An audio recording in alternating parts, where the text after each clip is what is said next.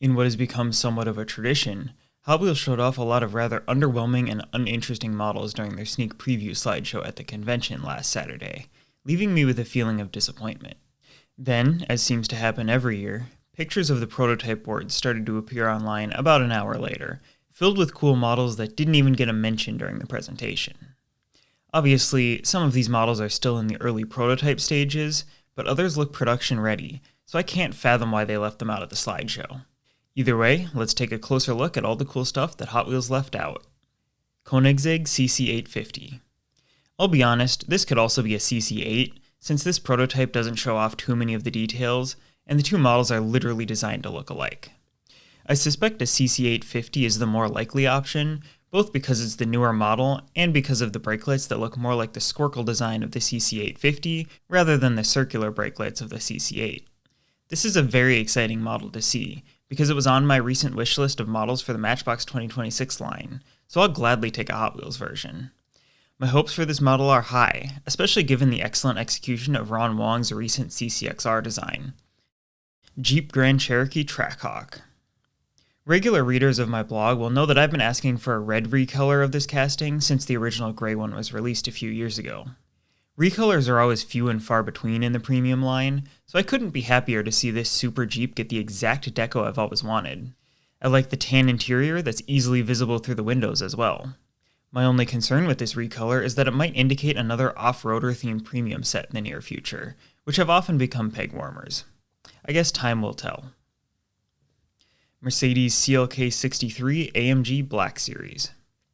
Speaking of anticipated recolors, we're also getting a white version of Ron Wong's fantastic CLK63 casting, though we didn't have to wait nearly as long for this one. I've seen no word yet about which line or mix this model will appear in, but I'm hoping it's either a Mercedes-themed set or a new Deutschland design set. It'll be a must-have no matter where it ends up. Porsche Cayenne Tow Vehicle. This Cayenne will also be a must-have, though there's not as much mystery about what line it will end up in. Based on the tow hitch, it seems inevitable that this Cayenne will be assigned to Team Transport duty, and I think it's a very cool idea. Team Transport needs some cooler haulers to tow their trailers, and the Cayenne feels like a perfect fit for a rich guy towing his new GT3 RS to a track day. Compared to the Land Rover Defender that was recently released as a Team Transport tow vehicle, this Cayenne's tow hitch looks far closer to the correct scale and doesn't stick out nearly as far, so it may even have a future as a standalone model. I hope the final version keeps these roadworthy wheels, rather than getting chunky off-road tires like so many Hot Wheels SUVs. Porsche 911 GT3 RS. It's hard to think of a much better car for that Cayenne to tow than this new 911 GT3 RS. Honestly, I'm a little surprised that it took so long for either of the Mattel brands to make a model of the new GT3 RS, but better late than never. This prototype looks very promising, especially with the plastic wing that shows far more detail than a metal wing can. Just like on the mainline GT3 casting, this GT3 RS looks to use its window section to form the headlights as well as the hood vents, so I expect this model to use pretty dark tint on its windows. That construction technique, while clever, feels a little odd to see on a premium casting, since premium models don't have the same limitations on printed detailing that the mainline does. Perhaps Hot Wheels plans to use this casting in the Silver Series at some point? Honda Del Sol. This isn't our first time seeing the Honda Del Sol casting, but this is the first time I've seen the final deco on it. I'm glad to see a clean design, as there would have been plenty of opportunity to ruin this model with 90s-inspired graphics. It might be a tad big, though it's hard to get a sense of scale from these pictures. My biggest concern is with the color match on that windshield surround, as the printed white detailing looks far brighter than the warmer tone of the paint. Hopefully they can improve that before production. Ferrari Testarossa.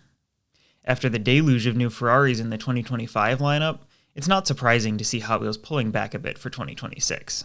The one and only new Ferrari casting they showed off at the convention was this Testarossa. It's hard to make out too many of the details from these grainy pictures, but it does appear to have side mirrors. The Testarossa isn't really my cup of tea, but I'm sure it will make plenty of Miami Vice fans very happy. Maserati MC12. 20 years after their first attempt at an MC12, Hot Wheels has decided to take another shot at Maserati's Enzo-derived hypercar.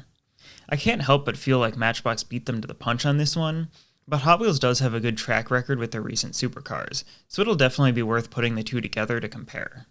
From these pictures, we can see that the Hot Wheels version will be getting side mirrors, which the Matchbox version is sadly missing. Like the Matchbox, I do worry about the limited recolor potential for an MC12. Perhaps Hot Wheels will be brave enough to release the orange version? Legends Tour Team Transport. It's been a few years since there was a Legends Tour model that really grabbed my attention, so this Civic Type R is a welcome surprise. I love the white-on-white color combo, and the Legends Tour deco is a clever way to get some more use out of this spoon-modified Type R casting.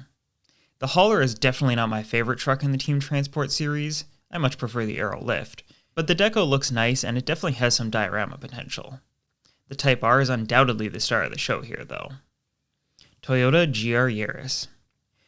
Okay, this one isn't technically new. We've seen it before. It's coming next year on the Boulevard line, but I'm incredibly excited about it, so this is mostly just another chance for me to talk about it. The GR Yaris is easily one of the most appetizing pieces of forbidden fruit, and since I have to wait more than 20 years to get a real one here in the States, I'm looking forward to at least being able to add a 1/64th version to my collection.